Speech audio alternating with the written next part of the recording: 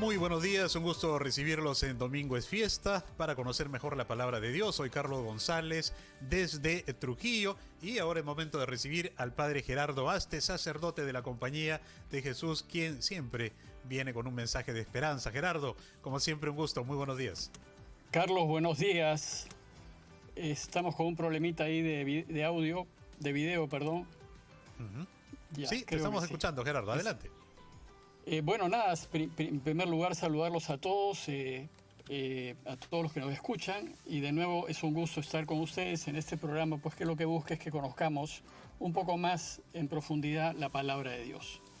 Me da mucho gusto conversar pues con todos ustedes para profundizar en el mensaje del Evangelio de hoy, que es realmente un mensaje muy bonito. Entonces vamos rápidamente a escuchar la palabra. Vengan y síganme y los haré pescadores de hombres. Qué bonita frase, pero qué gran responsabilidad. Gerardo, estamos atentos para conocer de qué se trata el Evangelio de hoy. Muchas gracias, Carlos. Mira, después de la presentación de Jesús que Juan Evangelista nos hizo el domingo pasado, hoy retomamos la lectura continuada según el Evangelio de Mateo. Y lo que hoy Mateo nos presenta son los inicios de la vida pública del Señor. Recordemos que según Mateo, Jesús acaba de ser bautizado por Juan en el Jordán y después de vencer las tentaciones en el desierto, ahora está listo para empezar el anuncio de la buena noticia. Y en este relato inicial, Mateo nos va a decir varias cosas.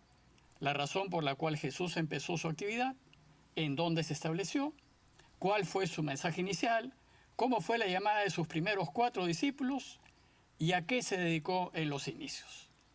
Así que, Carlos, si deseas, te invito a conversar acerca de este interesantísimo relato. Para empezar, Gerardo, ¿por qué no nos ubicas un poco mejor en el contexto de este pasaje? Mira, Carlos, el texto de hoy empieza diciéndonos que al enterarse Jesús que habían arrestado a Juan, se retiró a Galilea. Y de esta manera, Mateo nos indica que la actividad pública de Jesús empezó después de que Juan Bautista fue encarcelado. Ya dijimos que la posibilidad de que el Padre reinase era algo que dio vueltas en la mente y en el corazón de Jesús mientras estuvo en Nazaret. Y dijimos que vivió apasionado con esa posibilidad, porque si el Padre reinase, el mundo sería completamente distinto, sería muchísimo mejor, sería ese paraíso que soñó en los inicios. Bueno, pues las investigaciones de la teología moderna sostienen, con mucha probabilidad, que Jesús fue a Judea para escuchar las enseñanzas del Bautista, y que estando en Judea se hizo bautizar por él porque compartió con el Bautista esa esperanza, ese deseo de que Dios reine. Estaban seguros que Dios llegará pronto a reinar. Sin embargo, Jesús tuvo un punto de vista claramente distinto al del Bautista. Él tenía muy claro que su Padre es bueno, generoso, perdonador, providente, misericordioso, y que no va a venir a nosotros con violencia, a enjuiciarnos y castigarnos, sino que vendrá como un padre cariñoso que solo busca que sus hijos estén con él y sean felices. Por tanto, si bien para Jesús el Padre va a reinar, reinará de otra manera. Lo hará por medio del amor, la reconciliación y el perdón. No lo hará exigiendo, como dice Juan, sino perdonando. No reinará castigando, sino amando. No reinará imponiendo, sino sirviendo. Gerardo, pero ¿y a qué se debe que Jesús no se haya quedado a vivir en Judea? Recordemos que ahí estaba Jerusalén y el templo, sino que tomó la decisión de irse a vivir a Galilea. Mira, yo diría que debido a que Jesús estuvo en Judea, solo a causa del Bautista, porque él era de Galilea. Si bien Jesús y Juan siguieron caminos distintos, porque tuvieron una imagen distinta del Padre, Jesús les siguió teniendo una gran estima, al punto que se conmovió hondamente cuando se enteró de su muerte. Los evangelios coinciden en decirnos que cuando se enteró que había muerto, se retiró solo a orar. Bueno, pues la muerte de Juan decapitó el anuncio de la inminente llegada al reino de Dios. Y al no haber quien tomase la batuta, Jesús decidió tomarla y continuar él con el anuncio. Se puede decir, pues, que el arresto de Juan fue el detonante que dio inicio al ministerio de Jesús. Entonces, con esta decisión tomada, Jesús abandona Judea y regresa al norte a Galilea con la intención de iniciar allá en su propio camino, en su propia tierra. tal vez porque era su tierra y porque la conocía bastante bien. Ahora bien, cuando Jesús volvió a Galilea, no fue a vivir a su ciudad, a Nazaret, sino que se fue a Cafarnaúm, un pequeño pero muy bien ubicado pueblito de pescadores que se encontraba a orillas del lago de Tiberíades. Dice el texto, en el territorio de Zabulón y Neftalí, cerca de un camino romano importante llamado Vía Maris, y en la frontera con el territorio de su hermano Filipo, el rey, Filipo, digamos, medio hermano de Herodes, ¿no? Como Jesús había conocido a Pedro y a Andrés en Judea, porque participaron en los círculos de Juan, una vez que decidió volver a Galilea, se fue con estos dos hermanos que ya se conocían, al pueblito a donde ellos vivían, que era Cafarnaúm. Y sabemos por otros relatos que Jesús se fue a vivir a la casa de Pedro, a la que consideraba su casa. Además, Mateo nos dice que con esta decisión Jesús llevó a cabo lo que anunciaba el profeta Isaías. Y nos cita libremente el texto que dice, país de Zabulón y país de Neftalí, camino del mar, al otro lado del Jordán, Galilea de los gentiles. El pueblo que habitaba en tinieblas vio una gran luz. A los que habitaban en tierra y sombras de muerte, una luz les brilló. Ahora, Gerardo, sería importante que nos aclare la cita que Mateo hace del profeta Isaías, pues, no sé, resulta algo oscura. Por supuesto, Carlos. Miren, en esta cita hay dos puntos que sí me gustaría aclarar. Primero, la mención de Galilea como la Galilea de los gentiles, o sea, de los paganos. ¿Por qué Isaías la llama así? Porque 8 siglos antes de Jesús, los asirios habían conquistado todo el norte de Israel y habían deportado a gran parte de la población y habían mezclado el resto que quedó con habitantes que trajeron de otros pueblos, y esto hizo que el norte de lo que era Israel perdiese su identidad judía y se distorsionase su religión. Bueno, pues así fueron por muchos siglos, y unos 200 años antes de Jesús, los hermanos macabeos se levantaron contra la dictadura de los descendientes de Alejandro Magno y Judea recuperó su independencia. El movimiento de los macabeos luchó por recuperar el norte y logró recuperar Galilea, no así Samaria. Por tanto, en tiempos de Jesús, Galilea era una región de colonización judía, relativamente reciente, en donde aún vivía mucha población pagana o gentil.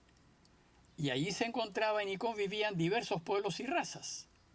Los antepasados de Jesús debieron ser de esos colonos judíos que llegaron a recuperar Galilea, a repoblarla de judíos, y Galilea pues ya no era tan judía que digamos, y en consecuencia era despreciada por los judíos del sur, que la consideraban inferior. Bueno, pues es importante caer en cuenta que Jesús decidió iniciar su ministerio desde esa región minusvalorada, donde los sensatos y los hombres de ley jamás hubiesen empezado. Clarísima la explicación, Gerardo. Te voy a pedir, por favor, unos segundos y luego regresamos con esta conversación aquí en Domingo es Fiesta. Volvemos. González desde Trujillo, estamos en Domingo es Fiesta conversando con el padre Gerardo Aste sobre el Evangelio de hoy. Gerardo, estábamos hablando sobre la cita del profeta Isaías. El primer punto era la mención de Galilea, pero había un segundo punto que deseabas aclarar. ¿Cuál es ese? Sí, Carlos, claro. El segundo punto es lo que significa la expresión luz que brilla en las tinieblas. Dice la cita de Isaías que el pueblo que habitaba en tinieblas vio una gran luz. A los que habitaban en tierras y sombras de muerte, una luz les brilló. Bueno, para Isaías, el pueblo del norte, humillado por los asirios, había quedado sumido en las tinieblas, pues había perdido la noción del Dios verdadero, y de esa manera terminó siendo un país en tinieblas.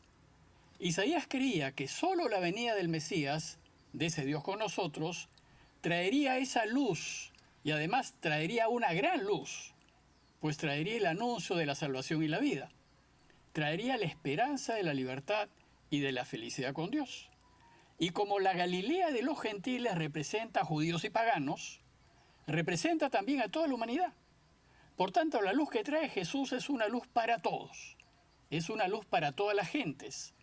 Es una luz en este mundo confundido. Una orientación en este mundo sin sentido que nos permitirá a todos volver a Dios y vivir. Y así en esa Galilea de los gentiles comenzó Jesús a predicar diciendo, conviértanse porque se acerca el reino de Dios.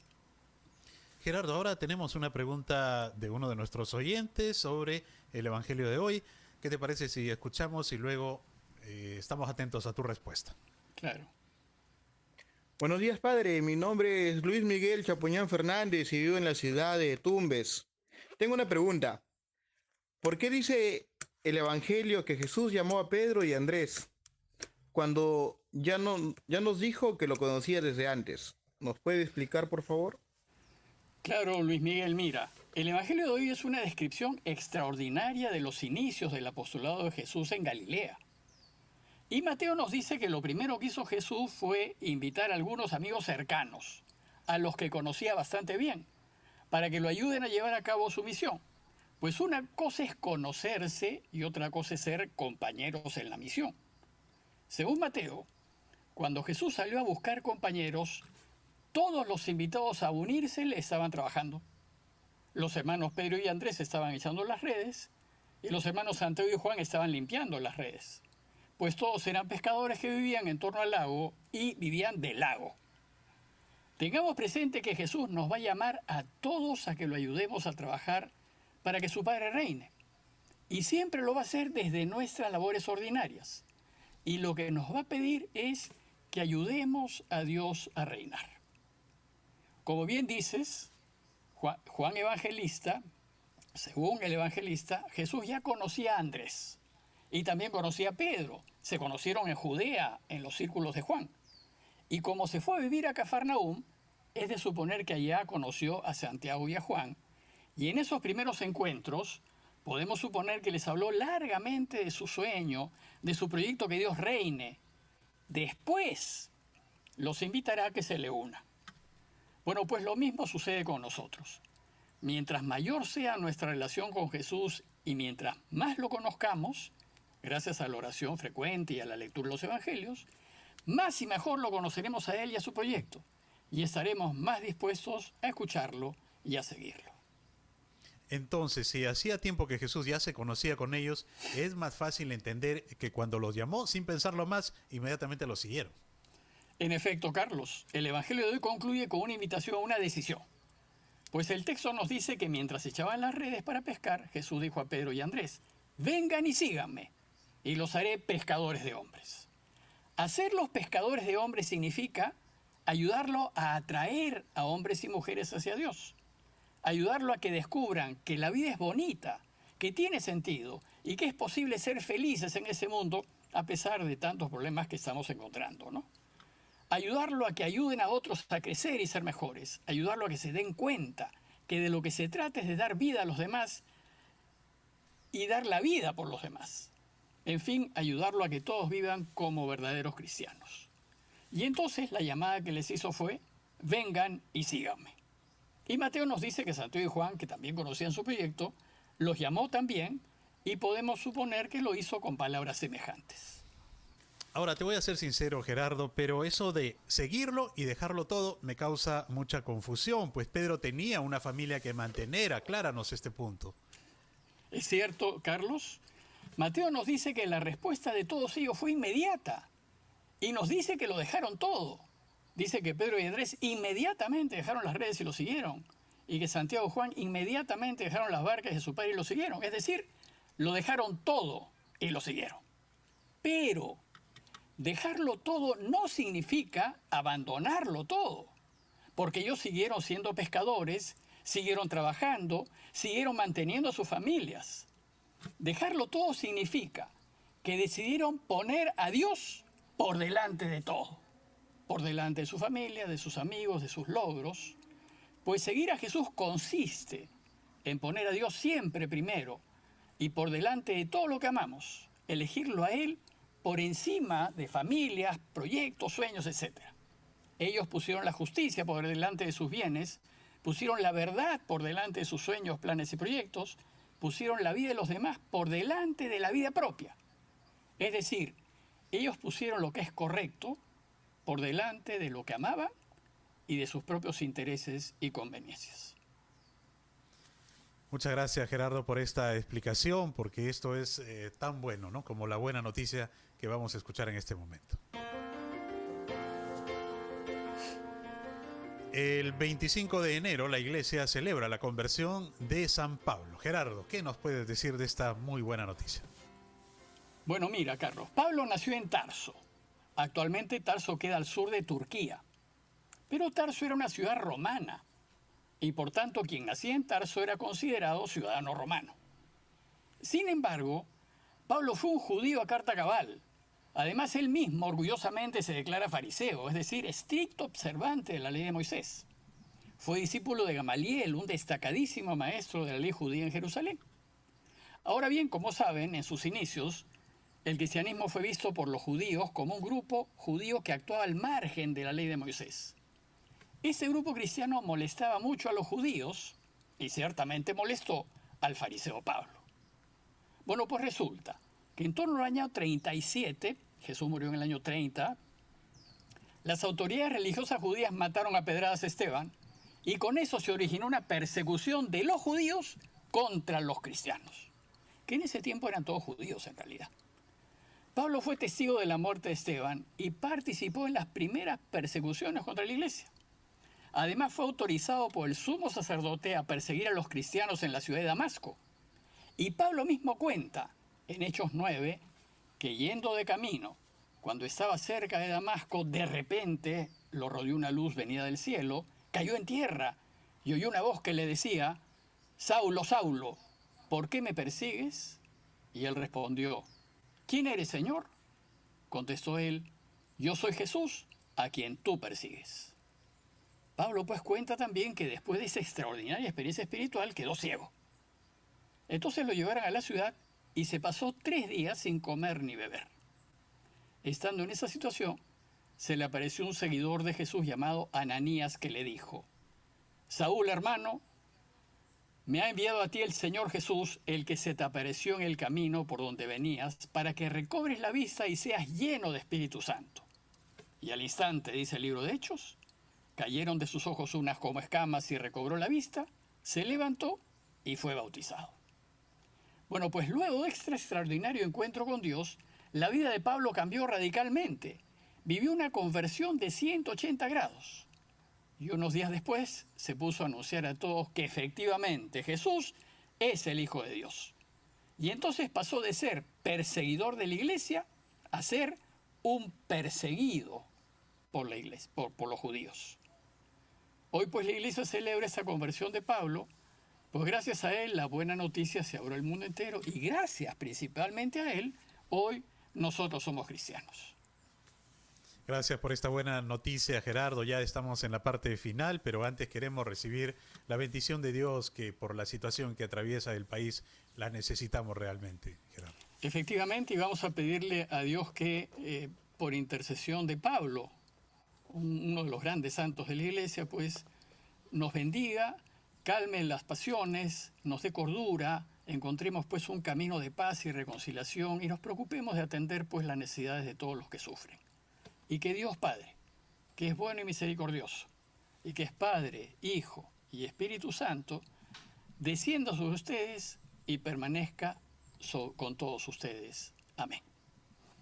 Carlos, muchísimas gracias. Gracias a todos ustedes. Les deseo un buen domingo y una muy buena semana.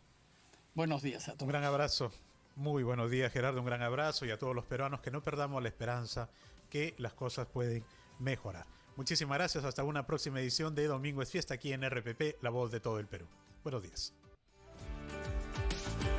Si te perdiste este programa,